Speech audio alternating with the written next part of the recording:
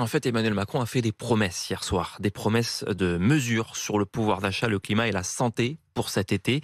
Au moment où le rebond de Covid se confirme, on le voit jour après jour, 78 000 cas en 24 heures, 50 000 de plus qu'il y a une semaine. Et certains médecins, comme le monsieur Vaccin du gouvernement, demandent le retour du masque dans les transports pour protéger les plus fragiles. Voilà ce qu'on en pense à Montpellier avec Estelle Henry pour RMC. Vous voyez, hein, le tram arrive, il est bondé, c'est pas terrible. À chaque fois que Sophia prend le tram, elle a toujours son masque avec elle. L'épidémie, elle circule encore, hein.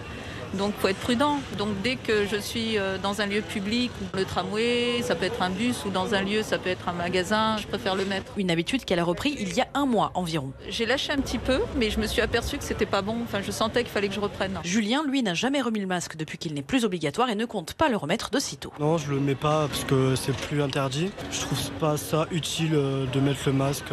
Si on est vacciné, je pense que l'épidémie sera moins importante. Et pourtant, dans sa pharmacie, Sébastien Brun, vice-président du syndicat des pharmaciens de l'Hérault, constate que ses clients commencent à s'équiper à nouveau. Pour ce qui concerne les masques, on a une augmentation de demande. Ce sont des masques essentiellement chirurgicaux. Signe supplémentaire de la reprise épidémique, la demande en tests antigéniques a également augmenté. On voit par rapport à ce que nous avions l'habitude d'avoir il y a une dizaine de jours, on voit le nombre de tests demandés dans mon officine, par exemple, qui ont doublé. Sébastien recommande à tous ses clients de remettre systématiquement le masque dans les transports notamment.